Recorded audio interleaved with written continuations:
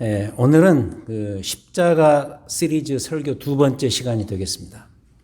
지난주는 오늘 바로 앞 본문 18절부터 25절 말씀을 통해서 십자가에 점령당하기 이런 제목으로 말씀을 드렸습니다.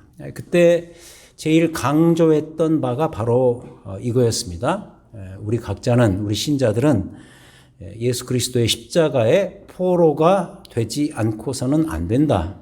단지 예수 그리스도를 구주로 영접하고 영원한 천국에 들어갈 수 있는 티켓을 얻는 것 정도로만 우리의 삶이 끝나서는 안 되고, 우리의 믿음의 핵심인 십자가를 내 삶의 중심으로 삼으면서 십자가에 포획당하고 점령당하지 않고서는 안 된다. 신앙은 바로 그 지점에서부터 출발된다. 이런 내용이 굉장히 중요한 내용이었습니다. 자, 그렇다면 십자가에 점령을 당해서 십자가에 포로가 되어서 살아가는 그리스도인이 그 다음으로 해야 될 일이 무엇일까? 그게 바로 오늘 본문이고, 더 나아가서 다음 주에 이어질 그 십자가에 관련되는 그런 설교 내용이 되겠습니다. 오늘은 일단 그것은 십자가를 자랑하기다. 오늘 설교 제목이죠. 십자가를 자랑하기. 이게 우리 신자들의 남아있는 삶의 목표다 하는 것이죠. 하지만 우리는 이 자랑이라는 단어에 그다지 후한 점수를 주지 않습니다. 그 이유는 이 자랑이라는 단어에는 여러 가지 부정적인 의미가 담겨져 있기 때문입니다. 그래서 이제 자랑이라는 단어를 국어사전에서 한번 찾아봤습니다. 이런 내용으로 기록이 되어 있습니다. 자랑은 뭐냐? 자기 또는 자기와 관계된 것을 남에게 드러내어 뽐냄. 자랑의 사전적 정의입니다. 자기 또는 자기와 관계된 것을 남에게 드러내어 뽐냄. 자, 그럼 보세요. 여기서 제일 중요한 것은 역시 자기입니다. 영어로는 self, 내 자신, 자기입니다. 그래서 결국은 자기가 중요해서 일어나는 사건이 바로 자랑이다 하는 것이죠. 근데 이제 더 거슬러 올라가 보면 결국은 이 자기 자랑은 어디에서 왔는가? 인간의 교만에서 오더라라는 이야기죠. 인간에게 가장 고치기 힘든 고질병이 하나 있다면 그것은 역시 교만입니다. 그래서 자기 자랑은 이 교만이라는 것이 바깥으로 형태화되어서 드러나는 것이다. 이렇게 설명할 수가 있겠죠. 그래서 이 교만이 어느 한 사람의 잘못된 심리적인 태도라고 한다면 그것은 우리가 지금 매일 일상에서 보는 것도 되겠지만 사실 성경에서 말하는 그 창세기에 나오는 이 세상의 시작에서부터 이미 출발된 그거 아니었겠습니까? 이 교만은 결국 자기 중심, 자기를 드러내는 것, 자기의 생각이 옳다고 판단되어서 그것을 지배하려고 하는 그런 잘못된 심리적인 태도인 것이죠. 그렇게 본다면 이 자랑은 그 교만의 태도가 그 사람 바깥으로 눈에 보이게 드러나 버린 현상이다라는 것이죠. 그래서 이 두 가지, 내적인 것은 교만이고 그게 이제 바깥으로 드러난 것이 자랑이라고 한다면 이 교만과 자랑이 합해져서 외부로 드러날 때 자랑하는 그 주변 사람에게는 참 안 좋은 일들이 많이 생길 수밖에 없습니다. 멀리 갈 필요가 있겠는가? 우리끼리도 보자는 거죠. 우리 안에 어떤 힘든 일들이 생길 때 보면, 특히 관계 면에서 힘든 일들이 생길 때 보면 반드시 그 안에 자기 자랑의 달인들이 있어서 그렇습니다. 인간은 참 신기한 것이 자기도 자랑하고 싶어하는 본능을 다 갖고 있어요. 그래서 우리가 모이면 자랑하고 싶어하는 본능들이 다 있죠. 근데 이제 그런 본능들이 다 있으면서도 누가 옆에서 자랑을 하고 나서면 그 꼴을 못 본다는 거예요. 언젠가 몇 사람이 모인 자리에서 1시간 정도 대화를 나누었는데 그중 50분 이상을 그중에 한 사람이 계속해서 자기 이야기만 하는 거죠. 대부분 또 자랑이었단 말이죠. 죄송하지만 정말 견디기 힘들죠. 그래서 자랑은 그것을 좋아하는 자 주변에 반드시 부정적인 에너지를 가져다 줍니다. 조심해야 돼요. 우리 신자들은 자랑하고 싶어도 웬만하면 참으시는 것이 더 낫습니다. 수습하기 힘든 일들이 많이 벌어지죠. 하지만 인간들이 자랑할 때는 그냥 대충 하지 않습니다. 좀 어리석은 사람들이나 뭐 밑도 끝도 없이 자랑을 하지만 이런 경우는 좀 촌스러운 자랑이겠죠. 근데 좀 영리하고 지혜롭다는 사람은 나름대로 어떤 근거를 가지고 자랑을 하죠. 한마디로 자랑할 만하니까 자랑한다, 이런 얘기가 되겠죠. 그 대표적 신뢰가 오늘 본문에 등장합니다. 26절, 형제들아 너희를 부르심을 보라. 그러면서 반대의 이야기를 하는데, 육체를 따라 지혜로운 자가 많지 아니하며 능한 자가 많지 아니하며 문벌 좋은 자가 많지 아니하도다. 여기를 보면은 세상에 여러 가지의 자랑거리의 신뢰들이 나오는데, 그 뒤에 보면 이 모든 것을 요약해 주는 단어가 바로 그 뒤에 나오는 28절에 있는 것입니다. 28절 보시기 바랍니다. 하나님께서 세상에 천한 것들과 멸시받는 것들과 없는 것들을 택하사, 이 부분, 있는 것들을 폐하려고 하신다. 이 있는 것, 영어로 things that are 이렇게 번역이 되어 있습니다. 다시 말해서 우리 눈에 보이는 것들, 그래서 실제로 존재하는 것들, 이런 것들이죠. 자, 그래서 좀 영리하다 싶은 사람들은 이런 것들을 갖고서 은근히 자기 자랑들을 합니다. 어느 누가 봐도 정말 대단한 것들, 실제로 내 주변에 포진해 있는 것들, 그 신뢰가 26절, 대표적으로 지혜. 우리는 지혜 있는 자들을 존경합니다. 능력을 갖고 있습니다. 요새는 능력이 대세죠. 아무리 착하고 좋아도 능력 없으면 안 됩니다. 특히 남자들은 그런다 그러더라고요. 문벌, noble birth, 출신이 어디냐, 태생이 어떻게 되느냐, 그 다음에 권력 같은 것, 이런 것들 26절에 다 나옵니다. 다 눈에 보이는 것, 실제로 있는 것들. 영리하다 싶은 사람들, 은근히 이런 것들을 갖고 자랑을 하겠죠. 왜냐하면 이런 것들이 그들이 자랑할 때 자기의 자랑거리로 내세우려고 하는 그들만의 삶의 기준이고 가치이기 때문이죠. 여러분, 사람은요, 자기가 가지고 있는 기준과 가치대로 삽니다. 그래서 그걸 잘 세워야 되는 거예요. 그래서 그 월드뷰가 그래서 중요하다 그러죠. 이 세계관이 중요합니다. 가치 기준이죠. 그게 너무 중요하니까 그것 중심으로 살고 그것을 표방하면서 살죠. 근데 대부분의 사람들이 어떤 자랑을 하는 걸 보면 그 자랑에 가지고 있는 내용들, 그걸 살펴보니까 대부분 이런 것들이더라. 근데 이게 다 그들의 가치고 그들의 기준이다. 근데 놀라운 사실은 이런 것을 가지고 자랑을 할 때 우리들 안에서 실제로 작동을 한다는 거예요. 왜냐하면 우리 안에 이런 비슷한 본능들이 다 있기 때문에 이게 작동해요. 이런 것 가지고 자랑하면 옆에 있는 사람들도 다 이게 워크한단 말이죠. 우리도 그러지 않아요, 솔직히. 누군가가 이런 대단한 것들을 가지고 자랑하기 시작하면 거기에 부러운 마음이 드는 것이 사실이잖아요. 누가 이런 것들을 가지고 자꾸 자랑을 하는 이유가 뭐 때문이죠? 아까 말씀드린 것처럼 자랑할 만해요, 정말. 부러운 마음이 드는 것이 사실이죠. 왜 이런 것들을 가지고 자랑할까? 이런 날 보고 제발 좀 부러워해다오. 이런 마음 때문이 아니겠어요? 그래서 여기서 중간에 좀 다들 적용을 했으면 하는 것이 바로 이겁니다. 이런 것을 가지고 내 앞에서 누가 자랑을 하면 그냥 속으로 하십시오. 속으로 하셔야 돼요. 이 말은 오해 마십시오. 그 사람을 얕잡아 보려는 그런 말이 아니고요. 그게 이토록 중요할까? 이런 마음 때문이죠. 여기서 말하는 지혜, 능력, 권력, 문벌, 이게 그토록 중요할까? 이런 것은 적어도 그리스도인인 내게는 진짜 아무것도 아니다. 이런 마음을 갖는 연습부터 해보기 위해서라도 그런 걸 가지고 누군가 내 앞에서 열심히 자랑할 때 그것을 할 수 있는 여유를 가지시라는 거예요. 여러분, 사도 바울이 빌립보서에서 그리스도인의 프라이드에 대한 이야기를 하잖아요. 그리스도인의 프라이드는 어디서 오는가? 거기서 이야기를 하죠. 자기도 과거에는 대단한 사람이었다. PhD 디그리를 가지고 있었고, 그리고 출신이 대단했고,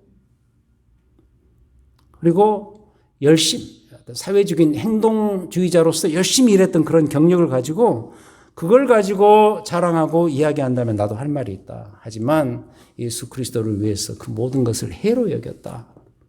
로스, 잃어버린 것, 아무 의미 없는 것으로 여겼다. 그러면서 더 나아가서 심지어는 가베지, 쓰레기로 여겼다. 이런 이야기를 하잖아요. 그러니까 바울 되는 연습을 이럴 때 하시라는 거예요. 어떻게 보면 기회예요. 누군가가 이런 걸 가지고 자꾸 내 앞에서 드러내고 자랑할 때 속으로 흥하는 것은 어쩌면 하나님, 저는 사도 바울처럼 그런 것들이 내게 중요한 삶의 가치 기준이 아닙니다. 라는 그 연습을 스스로 할 수 있는 기회로 삼으시라는 거죠. 아무튼 그래요. 여기 계속 나오는 세속적인 자랑거리들, 돈, 권력, 지혜, 명예, 문벌, 힘 이런 것들은 다 인간의 교만을 자랑이라는 방식으로 형태화시킬 수 있는, 그래서 결코 인간들에게 포기될 수 없는 이 자랑에 능한 인간들의 현실적인 자산들인 거예요. 너무너무 중요한 그들의 자산들이에요. 근데 우리는 뭐예요? 그 자산들을 포기하라 이거예요. 그게 아니라는 거예요. 그게 중요하지 않다라는 거예요. 그 마음을 갖자는 거예요. 그러나 지난주에 우리가 배운 대로 십자가가 우리 그리스도인들의 능력이 되는 이유가 뭐죠? 18절에서 그랬잖아요. 십자가의 도가 멸망하는 자들에게는 미련한 것이지만 구원을 받는 우리에게는 하나님의 능력이라 그랬잖아요. 그 이유가 무엇 때문이에요? 십자가의 원리가 방금 이야기한 이런 것들, 지혜, 문벌, 능력, 권력 이런 것들을 다 극복하고 정복했기 때문이다. 그거 아니에요?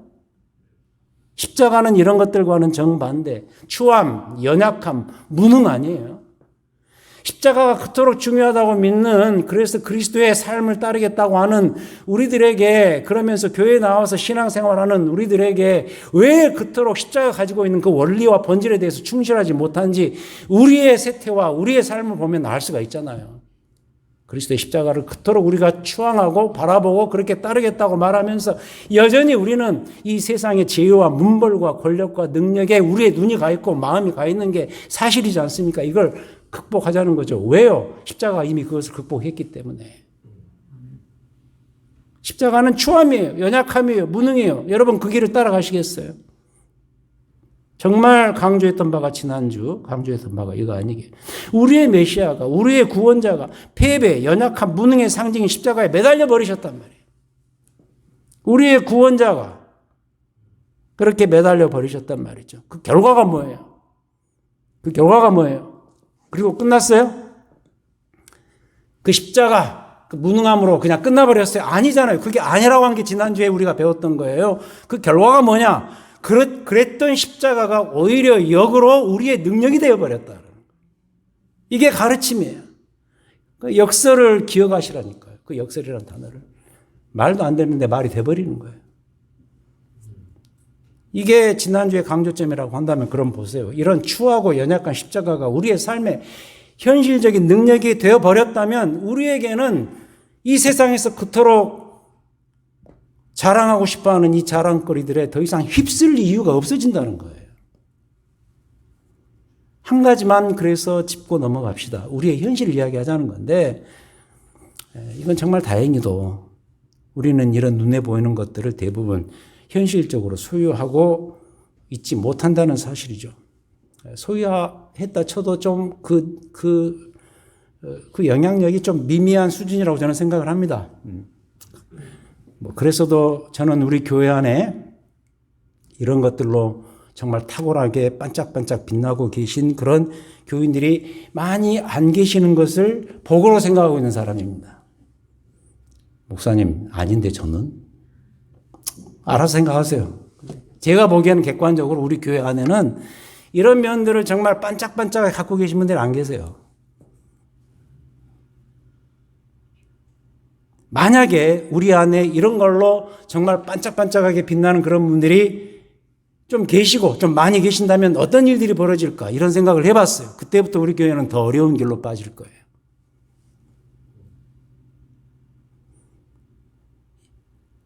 죄송하지만 이번 한국 방문에서 느꼈던 게 그겁니다. 여전히 교회가 외적인 눈에 보이는 권력과 능력에 굉장히 밀접히 연결되어 있다는 것을 느꼈어요. 그것으로 교회를 증명하려고 하는 그 몸부림치는 모습들이 가끔 보였어요. 오가는 대화와 아무튼 그래요. 한 친구 목사가 목회하는 교회를 방문했습니다. 교회당에 들었었는데 정말 어마어마했습니다. 알만한 대단한 교회. 이런 데서 설교하면 어떤 일이 벌어질까 이런 생각이 문득 들더라고요. 그래서 저는 이민교회가 좋아요. 이민교회. 이 안에서 해봤자 다 거기에요. 이민교회에서 우리가 사는 이민사회에서 이런 걸 가지고 우리가 증명하려면 뭘 더 하겠어요? 이게 봤자예요. 저는 그게 좋다는 거예요. 우리 그리스도인들에게 오히려 도움이 된다는 거예요. 아무튼 중요한 것은 제발 이런 것들로 사람을 평가하지 말라는 거예요. 근데 쉽지 않아요. 눈을 돌리면 다시 당장 내 눈이 그리로 가게 돼 있어요. 근데 해야 돼요. 교회가 자기 자랑의 장이 되지 않도록 우리는 개인적으로 교회 차원에서 매우 애써야 됩니다. 왜 애를 써야 되는가? 어렵기 때문에. 아까도 말씀드렸어요. 이런 것들로 자랑하고 이런 것들로 사람 사는 이 사회를 평가하기 시작하면 그게 얼마나 많은 부정적인 에너지를 가져다 주는지 우리는 깨달아야 됩니다. 그런데 여기서 더 중요한 것은 하나님께서 이게 진짜 중요한데 바로 그러한 때에 다시 말해서 우리가 이런 것들로 인해서 매우 약하고 무능해져 있을 때에 사람들이 세속적 자랑거리로 자기 잘났다고 자랑하고 있는 것을 속절없이 지켜볼 수밖에 없는 그런 때, 그래서 축 처져 있을 때, 그러할 때 우리를 부르셨다는 사실에 감사하셔야 된다는 거예요. 형제들아, 너희의 부르심을 보라. 26절. 그리스도께서 너희를 어떤 과정 속에서 어떤 가운데서 부르셨는가 보라. 26절이 그 이야기 아니에요. 지혜로울 때, 우리가 능력 있을 때, 문벌이 괜찮을 때 그때 부르셨나요? 아니라는 거예요. 로마서 5장 8절에서도 똑같은 이야기를 하죠. 우리가 아직 죄인 되었을 때 그리스도께서 우리를 위하여 죽으심으로 하나님께서 우리에 대한 자기의 사랑을 그 방식을 통해서 확증하셨다, confirm 하셨다라고 그러잖아요. 예를 들자면 우리가 스스로 더 의로워졌을 때, 더 개선되었을 때, 우리의 어떤 도덕과 우리의 추구와 어떤 참성과 우리의 어떤 종교적인 그런 절차를 통해서 우리가 좀 더 나아졌을 때, 이런 세상 꼴로 좀 폼나 보일 때, 그런 때가 아니라 여전히 아직 죄인일 때, 여전히 문제투성이일 때 우리를 위해서 십자가에 죽으셨다. 그분이 바로 예수 그리스도시다. 그 이야기죠. 바로 이러한 점이 그리스도의 십자가가 우리에게 능력이 되는 이유인 거예요. 우리가 개선되고 폼나 보이고 뭔가 나아 보일 때 우리를 위해서 죽으셨다면 그리스도의 십자가가 능력이 덜할 수 있겠죠. 하지만 여전히 문제가 많고 여전히 말썽꾸러기고 여전히 우리의 그 어떤 것으로도 해결의 기미를 찾을 수 없는 문제투성이의 삶을 살고 있는 그러한 때에 우리를 위해서 십자가에 죽으셨기 때문에 십자가가 능력이 되는 거예요.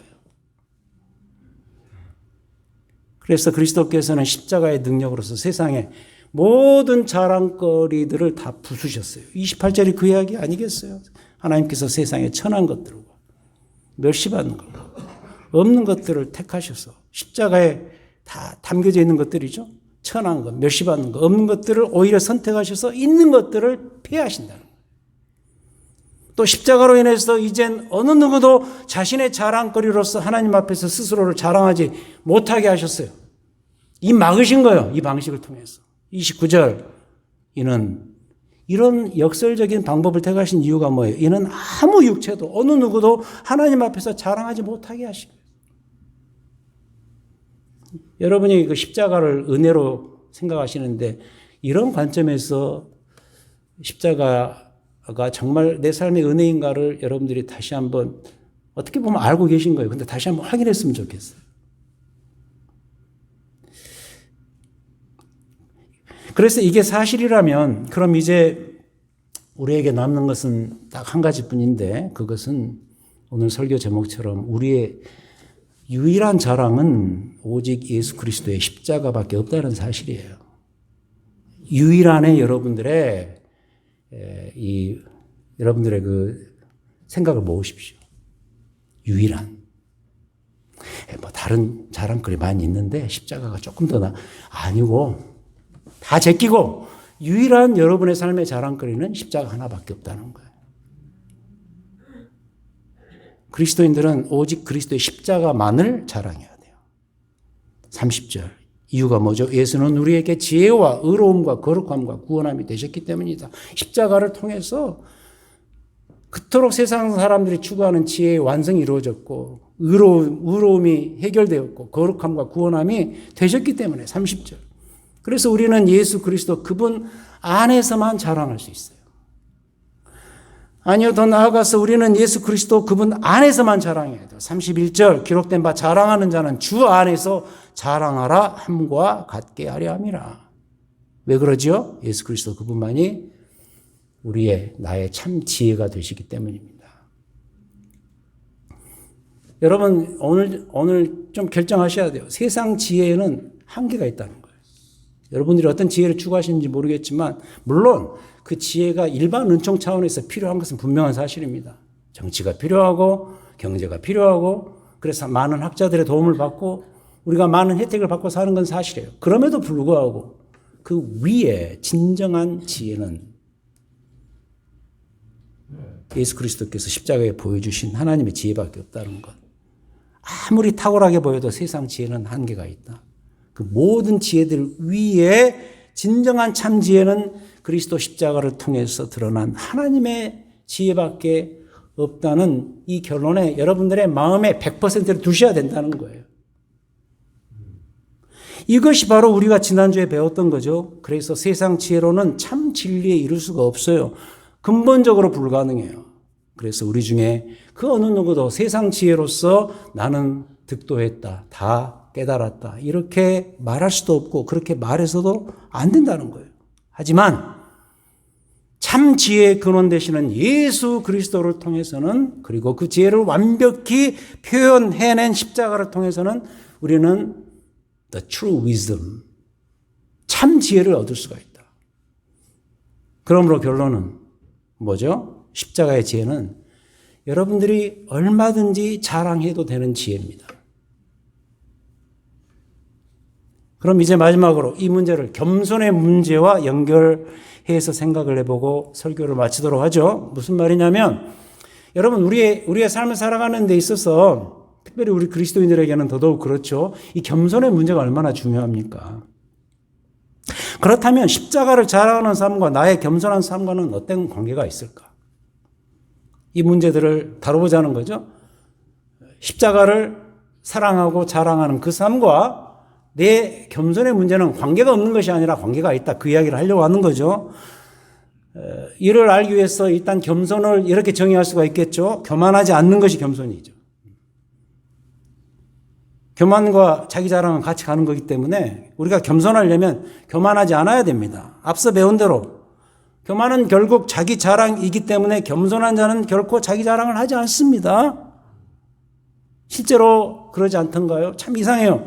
우리가 대화하면서 자기에 대한 말을 덜 하거나 많이 하지 않는 사람을 더 좋아하게 되어 있습니다. 나는 내 이야기를 많이 하면서도 이상하게 자기 이야기를 많이 하지 않는 남을 더 좋아하는 이상한 본성이 있습니다. 그래서 우리는 이런 겸손한 사람을 다들 좋아합니다. 근데 이제 말씀드리고 싶은 것은 이 수준에서만 그치면 안 된다. 자기 자랑 많이 하지 않는 수준의 겸손에서만 머물러서는 안 된다. 저는 이 수준의 겸손을 소극적 겸손이라고 말씀드리고 싶어요. 이것은 소극적 겸손에 지나지 않아요. 그래서 우리는 그리스도인들은 더 적극적인 겸손의 수준까지 가야 되는데 다시 말해서 겸손의 더 확대된 의미를 내 것으로 삼아야 될 텐데 그것은 뭘까? 그게 뭘까? 더 적극적으로, 더 확대된 의미의 겸손을 우리가 내 걸로 소유하려면 그 길이 뭘까? 그것이 바로 하나님을 자랑하는 일이에요. 특별히 우리 그리스도를 통해서 보여주신 그 주님의 십자가를 극찬하고 자랑을 해야 돼요. 이 길이 어쩌면 우리가 입으로 하고 있는, 마음으로 하고 있는 찬양의 본질이에요. 찬양은 뭐예요? 하나님을 그 영어로 worship 그러니까 worship이라 그러죠. 하나님을 최고의 가치로 평가하고 그것을 입으로 표현하는 것이 찬양 아니겠어요? 예배가 그거예요. 예배는 우리가 하나님 앞에 엎드리는 거예요. 겸손해지는 거죠.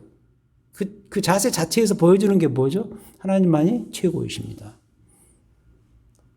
그걸 그분의 사역과 관련해서 우리가 이해를 한다면 아들 그리스도를 통해서 보여주신 십자가의 이 능력이 최고입니다. 최고의 지혜고 가장 합당한 일이고 너무 멋진 일이고 이걸로 다 해결됐습니다. 그걸 이해하고 그걸 알고 엎드리는 것이 뭐냐면 찬양이고 예배인 거예요, 여러분. 그래서 십자가가 나를 지배할 때에만 나는 진정으로 적극적으로 겸손해질 수가 있습니다. 십자가가 나를 울려야만 나는 진정으로 회개할 수가 있습니다. 그리고 십자가가 나를 낮춰야만 나는 진정으로 낮아집니다. 그래서 십자가는 내 삶의 동력입니다. 엔진입니다.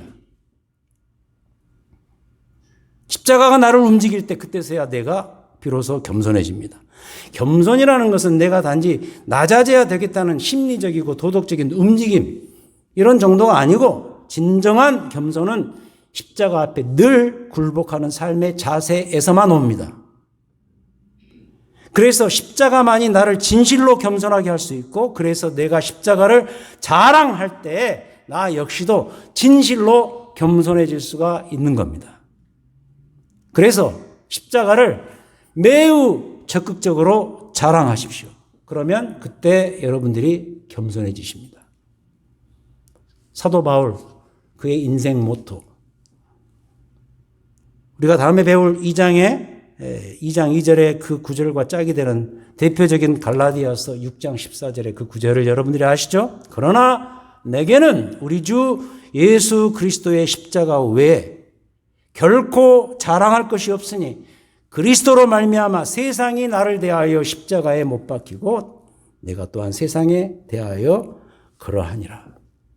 그리스도 예수의 십자가 외에 자랑할 것이 없다. 심장을 먹게 하는 구절 아니에요? 십자가는 기독교를 대변하는 하나의 상징적인 물건 정도가 아닙니다. 우리의 인생의 모든 것이고 여러분들이 그리스도인으로서 가야 될 길을 보여주는 하나님께서 우리에게 보여주신 최고의 사건이고 하나님의 지혜고 하나님의 능력이었다는 거죠. 그런 십자가를 우리가 어찌 자랑하지 않을 수가 없겠습니까? 십자가를 자랑할 때 그토록 원하시는 겸손한 사람이 될 수가 있습니다. 설교를 마치고 149장 찬송을 부를 거예요. 제가 픽업하는 최고의 십자가 찬송입니다. 아이삭 와츠라는 영적 거인이 쓴 시에 그레고리안 챈트에 곡을 붙인 귀한 찬송이죠. 주 달려 죽은 십자가. 우리가 생각할 때 세상에 속한 욕심을 헛된 줄 알고 버리네. 여러분 그러세요? 십자가를 바라보고 십자가를 서베이 할 때, 고찰해 볼 때 그 즉시 세상에 속한 욕심이 버려지던가요? 근데 그 찬송이죠? 그래야 맞다는 거죠? 죽으신 구주밖에는 자랑을 말게 하소서. 보혈의 공로 힘입어 교만한 마음을 다 버리네. 더도 아니고 덜도 아니고 이 가사대로입니다. 그리스도의 십자가를 바라보고 자랑할 때 내 안에 드디어 겸손이 싹트고 내가 살아갈 길을 드디어 찾게 되는 거예요. 이 찬송 가사처럼 그리스도 예수의 십자가만을 자랑하며 사시는 우리 모두가 되시기를 우리 주님의 이름으로 축원드립니다. 하나님 감사합니다. 성자 그리스도를 통해서 보여주신 구원의 가장 위대한 역사적 드라마 그 십자가의 사건을 하나의 지나가는 상징 정도로 아름다운 한 장면 정도로 취급할 것이 아니라 십자가만을 자랑해야 되는 그 이유, 그 목적, 삶의 근본적인 본질 바로 거기서 찾을 수 있는 그런 십자가 믿음을 저희들에게 주시옵소서. 오늘은 특별히 십자가가 그런 것임을 알고 진정으로 자랑함으로써 십자가의 하나님께서 우리에게 주시는 그 삶의 의미를 온전히 찾아가며 그로 인해서 축복이 있고 감사가 있는 참으로 겸허하고 진실한 삶을 살 수 있는 그런 우리의 남아있는 삶이 될 수 있도록 인도해 주시옵소서. 우리를 위해서 십자가를 친히 지신 우리 주 예수 그리스도의 이름으로 기도하였습니다. 아멘. 자, 우리 다 같이 일어서셔서 149장